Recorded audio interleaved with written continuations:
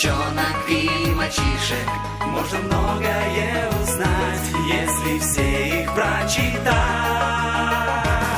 Читайте, читайте, творите, мечтайте, найдете удачу в пути. Читайте, читайте. Здравствуйте, я Атамнак Фалибек. Я учусь в школе начальная первая класса. Я прочитала эти книги. И тут я стихотворение Лотя про муравей. Эй, не слабей, не робей, маленький друг муравей. То, что ты любишь трудиться, очень тебе пригодится. В мире среди всех трудолюбивый это муравей. Тут бык большой, а мышка маленькая.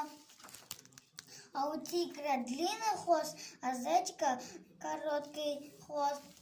А бегемот тяжелый, ящерица легкой.